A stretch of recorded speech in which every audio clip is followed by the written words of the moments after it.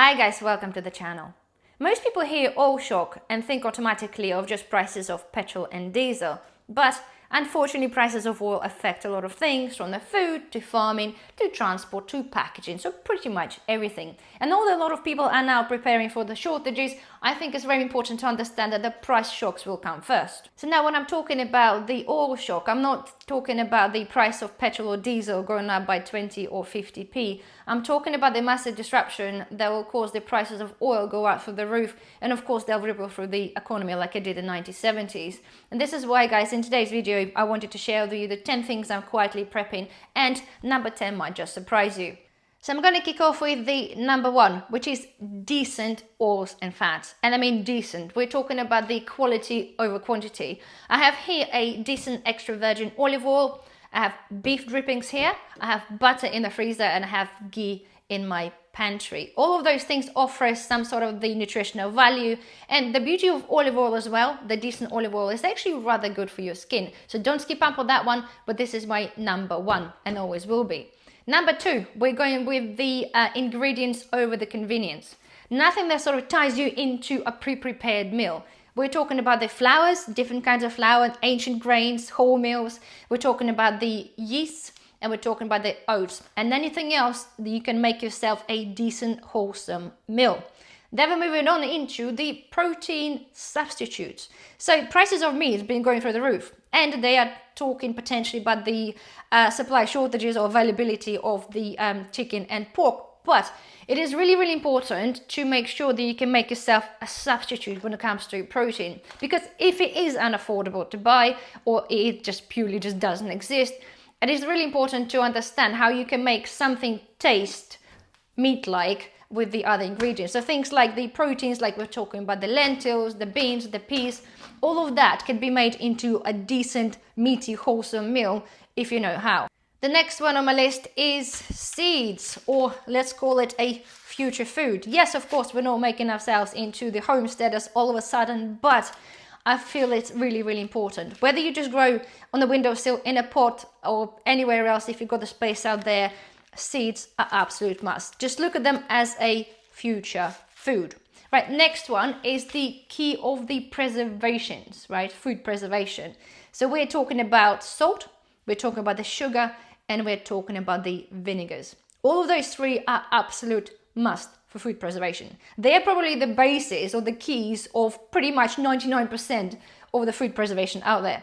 Okay, we're talking about from making jams to making pickles to salting food. The possibilities are endless. So to me, this is absolute must.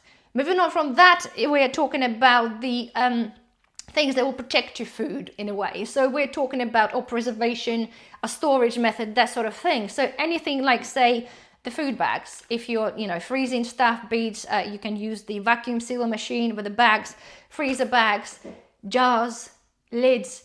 Anything you'll need to preserve what you have is going to be really, really important. And when things are getting tough out there, with if we're starting to see some food issues, you'll find that those things will be disappearing faster than a toilet roll. But next thing, again, we're talking about things that are actually going to be saving you on energy. Okay, we're talking about, again, prices are going up, energy, gas, everything is going through the roof. Consider some foods that are really, really quick to cook. Okay, we're talking about things like the instant mash, or we're talking about the couscous, for example. I've got here a giant couscous, takes a bit longer, but I have a little one as well. All it needs is a little bit of boiling water and you are done. So the next one on the list is the alternative cooking methods. And in this instance, I'm talking about the woods and gas. In my instance, I think this is, again, more important than ever right now because they're still available. The prices of those things hasn't changed as yet. There is still plenty of them available on Amazon, online, many shops. And those little canisters of gas are still £3.99 in Home Bargains, okay? That canister will give you 2 hours approximately of burning time on one of those single hobs. For that price, just under £1 a canister, it is a superbly good value. So please, please, please don't underestimate, okay, the backup cooking methods.